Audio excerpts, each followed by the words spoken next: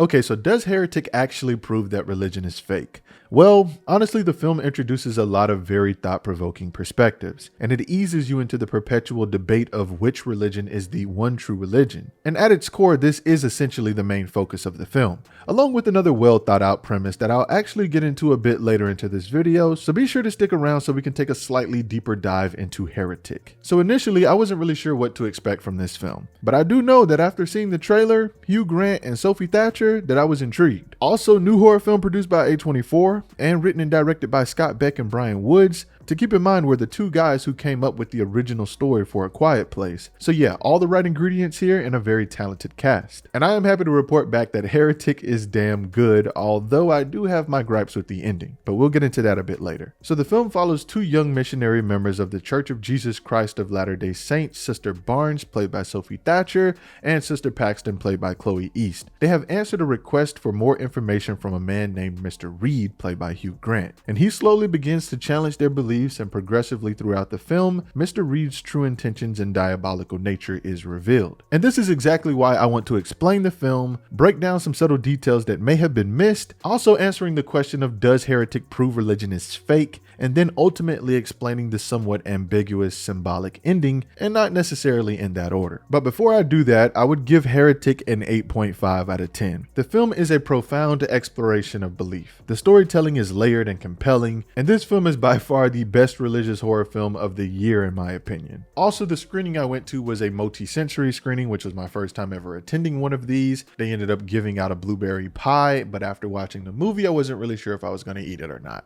But of course I tried the little miniature blueberry pies they gave us, and turns out that shit was damn good as well. Damn good movie, damn good pie. But anyway, let's get into the film, and yes, there will be spoilers ahead, so click off the video and come back later if you don't want anything spoiled for you. So the film begins by introducing us to the two missionaries, Sister Barnes and Sister Paxton. And the film already starts off by setting the tone with their initial conversation where they're discussing Magnum condoms and whether or not if they're actually larger than normal condoms or just a marketing ploy. And it's pretty crazy to see a film start off this way, like it just hits the ground running. But at the same time, this conversation has a much deeper meaning, which we find out later on. Because from a surface level, this conversation might seem like a fun little throwaway conversation between two young girls. But it's actually a conversation to introduce us to one of the underlying themes of the film, which is how deception and manipulation can be used to persuade and confuse people. The two of them go on to have other similar conversations like this throughout the day, where they question certain trivial topics to pass the time, and just having fun casual conversation as they visit different people on their prospect list, because they're trying to convert people to their faith. And the most interesting thing that viewers might miss while watching the film during this time until they get to Mr. Reed's house is that they seem to question many topics except their own faith, which isn't something that happens until they actually get to Mr. Reed's house. The writers definitely did this on purpose. In my opinion, this was done so they could show how blindly some people follow what they believe and only question the things they don't. Now, of course, this isn't really weird behavior. You wouldn't expect people like this to just walk around questioning their own faith as they're trying to convert other people that they're actively speaking to. But the film wants to show us their curiosity about many things except the thing that they believe in the most. Once the girls reach Mr. Reed's house, who's the last house on their list, he invites them inside, but they tell him that they can't come inside unless another adult is around for safety purposes. So he tells them that his wife is in the kitchen baking blueberry pie, and they're like, oh, okay, then it's okay for us to come in. Now they do tell him that they need to meet her and how she needs to be around, basically letting him know that they need to confirm that she's there. He leaves a couple of times, making it seem like he's trying to get his wife to come out, but he seems to always have an excuse about how she's shy or busy. While this is happening, things just slowly and progressively become creepier with just the dialogue alone between Mr. Reed and the young girls. The conversation starts off on a scale from 1 to 10 at like a 1. Mr. Reed is very polite. He comes off like a shy, gentle man. And although the girls keep wanting to discuss the Bible and their religion, he constantly finds a friendly way to deflect and ask the girls personal questions about who they are in their life. Eventually, the conversation hits 100 and things become very awkward and the questions become uncomfortably personal. And And ultimately, he spills the beans, revealing his disbelief in what they believe, in their faith. He doesn't believe it. After this, understandably, the girls want to leave after they realize that the blueberry pie that his wife is supposed to be cooking is just a blueberry scented candle he left on the table. And we find out later that this is done on purpose in a very meticulous and strategic type of way.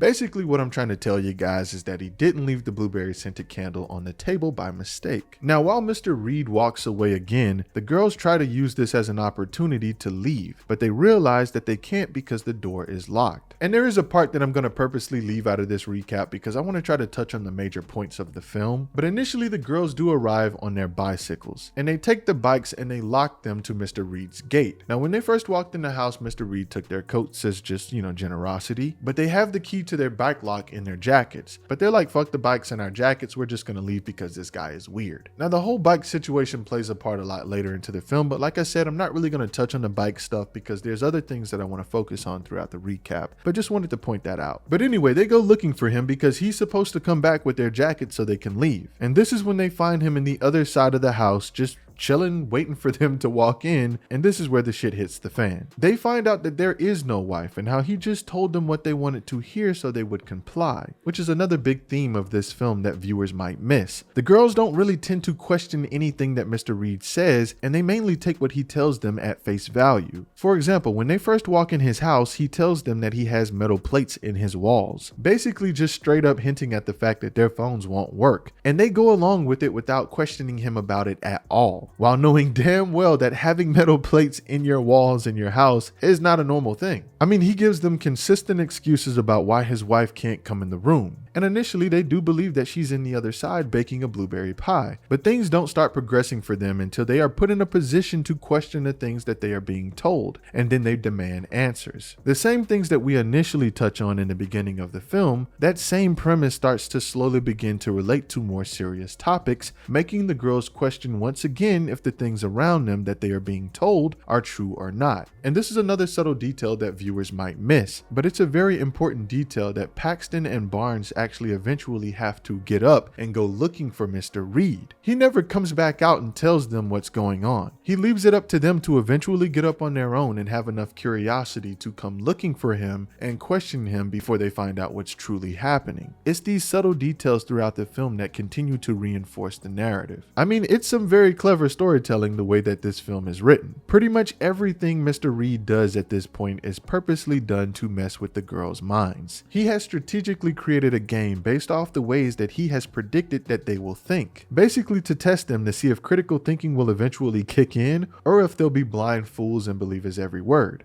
But ultimately with Mr. Reed, it doesn't matter because the outcome will be the same either way in his eyes. He gives the girls a lecture and comparisons between different religions and different iterations of the popular board game Monopoly, basically making the argument that every religion is just an iteration of the original. And at this time, all he's doing is giving them several clues about how their night at his house is going to end. They really want to leave, but he tells them that they can't go through the front door because it's on a timer that won't unlock until the next morning. And he tells them that the only way out of the house is through one of the two back doors. Of course, Barnes and Paxton understand now the severity of the situation that they're in, but they want to make sure that they choose the right door to leave. So since they can't decide, Mr. Reed writes belief on one door and disbelief on the other to influence the girls to make a decision. Sister Barnes seems to be the more critical thinker out of the two girls, and she tells Sister Paxton that it won't matter what door they choose because she understands that Mr. Reed is simply trying to study them, and that whatever he has planned to happen to them is going to happen regardless because he does not want to help them. So she tells Sister Paxton that if they still believe in God, that they both should just choose the belief door, since it basically won't make a difference. Sister Paxton agrees, although initially she felt like she should have chose the disbelief door since Mr. Reed is obviously a non-believer, and she feels like if they agree with him, he'll allow them to leave. But it's not registering to her just yet that what he's got planned for them is much deeper than trying to get them to simply agree with his point of view. So let me just throw this out there. This movie is already very complex, so this recap of the events that I'm giving is going to be very overly simplified, and it's really not going to do this movie justice at all. This is a film you have to go see for yourselves to fully grasp the points that I'm making here. I would show examples of all of these things, but my plan is to release this video before the movie is released, so unfortunately I won't have any footage to show for every specific moment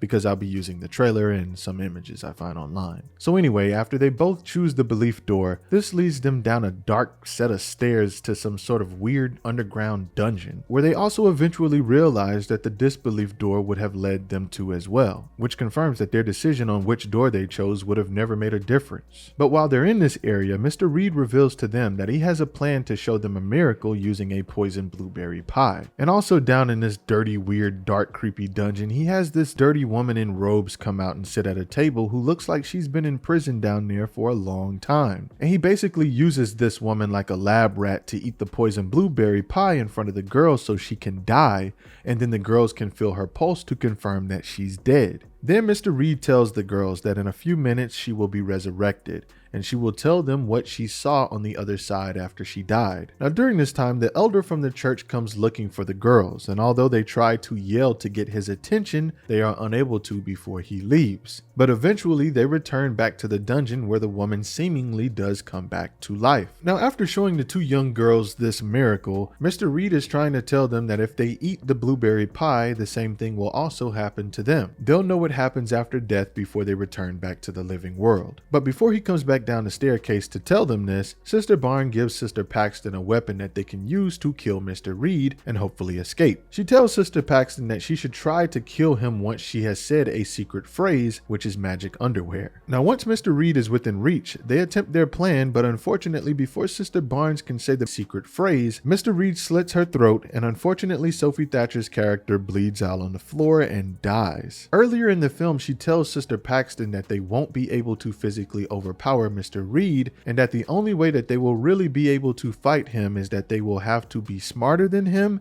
and outthink him. Now, of course, I'm paraphrasing, but that's basically what they said. This is what ultimately influences Sister Paxton to think differently rather than thinking in a way that only projects her own beliefs onto others. In the beginning of the film, the girls discuss a sex scene, and Sister Paxton mentions how at a point in this sex scene, she could see the regret on the woman's face and how in that moment she had found God, referring to the woman in the porno she was watching. Now, of course, that more than likely was not what happened, but this scene was shown to show us how Sister Paxton projects her beliefs onto others. She's the type of believer that would rather explain things in a way that further legitimizes her beliefs rather than looking at them from a logical, non-biased standpoint. This is why up to this point, Sister Barnes is the more critical thinker. She's the one picking up on things that Sister Paxton isn't picking up on. She's more so the one that questions what's happening to them. But now since Barnes was killed, Sister Paxton is left to now think for herself and think a whole lot differently than the way she has been thinking if she wants to survive. The creators Scott and Bryan definitely did these things on purpose because it's way more intriguing to see someone gradually think differently than someone who already has those critical thinking skills and more resistance in place. Because I personally think that the film is telling the viewer that someone who believes in religion but still has their doubts is a person who can't be completely fooled or fully controlled versus someone who's a blind follower. Now after Sister Barnes is killed, Mr. Reed starts to really try to mess with Sister Paxton's mind. He starts messing with her, telling her why Sister Barnes can't be brought back to life. He tries to blame it on an injected contraceptive that she has in her arm, I guess hoping that Sister Paxton wouldn't know what it was. But immediately, and thankfully, Paxton picks up on that. And he also tries to get her to eat the poisoned blueberry pie. Of course, as he was trying to convince them before, if they had ate the pie, they would come back to life. But at this point is where Sister Paxton starts doing some serious critical thinking on her own. She points out how he's lying about why Sister Barnes can't come back to life, and also how he lied about the woman eating the poisoned blueberry pie was brought back to life, and how she believes that somehow he swapped the bodies out,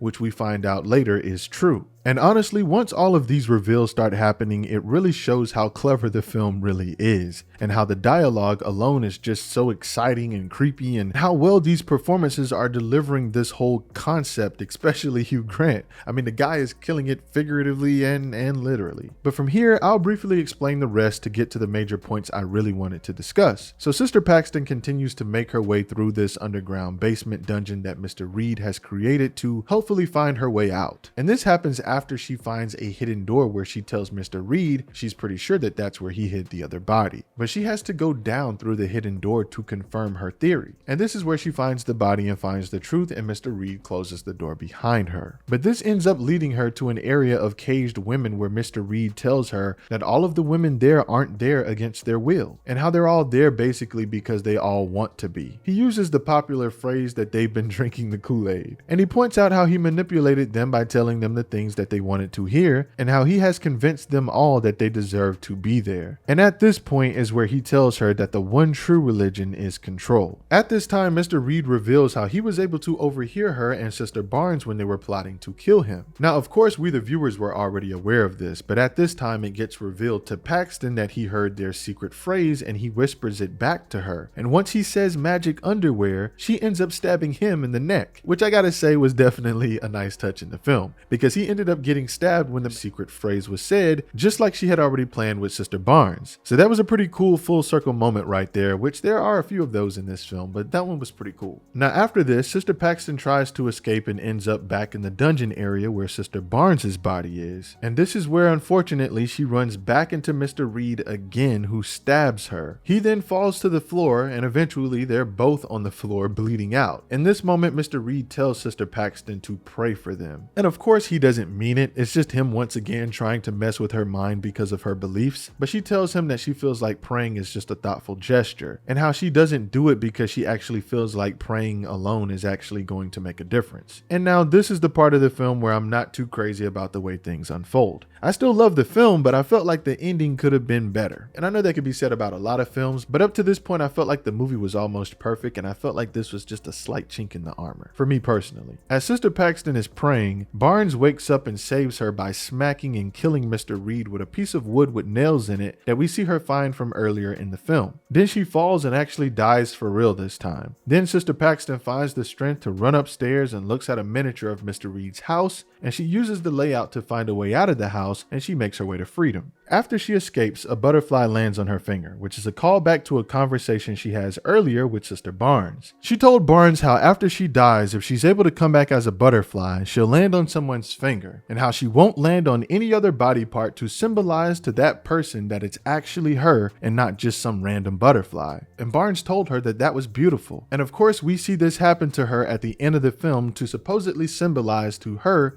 that it's Sister Barnes. It also symbolizes something else, but I'll further explain the ending here in a second. Before we get into that, let's jump back to the main question of the video, which is, does Heretic prove religion is fake? And the answer is, of course, no, it doesn't. Instead, the film encourages people to think for themselves instead of blindly believing anything, including sensitive topics like religious beliefs. Although the film does explore many arguments against religion, it tries to add counters for it in many cases also. Then there's the ending, which further expands on this as well. So now let's talk about this ending, what it means, and one aspect of it that I didn't like. So the movie sort of intentionally teeters on the supernatural line towards the ending when Sister Paxton is praying, as Mr. Reed is crawling across the ground over to her to kill her while she's praying. At this time, Sister Barnes wakes up using the trope of the last-ditch effort by a protagonist before they die. She's able to kill Mr. Reed, and since this happens during the time Sister Paxton is praying, this is cause for her to believe that this was a miracle. Now, this was a strange occurrence, and it could have been simply looked at as a coincidence, but then once Sister Paxton escapes and the butterfly lands on her finger, referencing back to the story that she told Sister Barnes earlier, it once again to a certain extent reintroduces the idea of an afterlife/miracle. It sort of now becomes a little bit more difficult to deny these strange occurrences, especially two that happen back to back. Now this part I was ultimately okay with, but I didn't like the fact that they allowed Sister Barnes to lay on the floor for a decent portion towards the end of the film to come back in that moment and save Sister Paxton. Of course, I understand why they did it. It made perfect sense for the story, but I wish that the first ambiguous miracle would have happened differently. Maybe have her get up a lot sooner, but once again, like I said, I understand why they did it. Now, I've also seen online that some viewers believe that it could have also been interpreted that at this moment, Paxton had actually died and that she never escaped. And this is a way to explain why Sister Barnes came back and saved her, because Paxton had only envisioned this. But I personally believe that there is more supporting evidence to say that she actually did survive and escape. And one big one is the fact that the film never plays any psychological tricks on us as the viewers. If it did, this would have definitely been a pretty kind of drastic change in theme. I think the film acknowledges those who blindly believe in whatever they believe in, and how reality can create coincidences to reinforce those beliefs,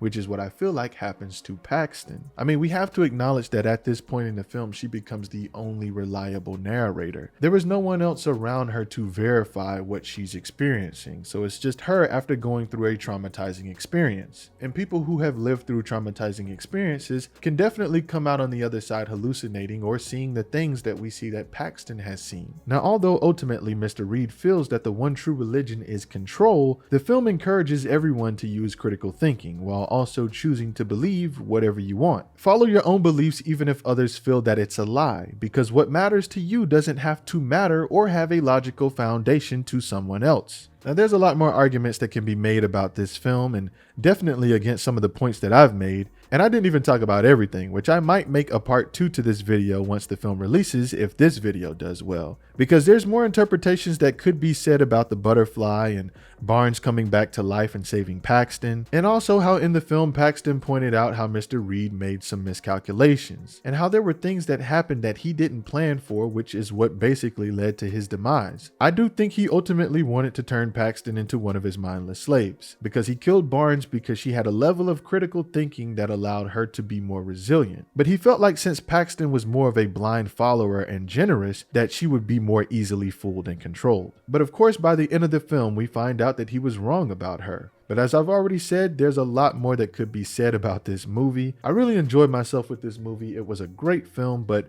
there's my interpretation of Heretic, and if you guys have seen the film already, please be sure to let me know your thoughts down below. And as always, guys, thank you for watching.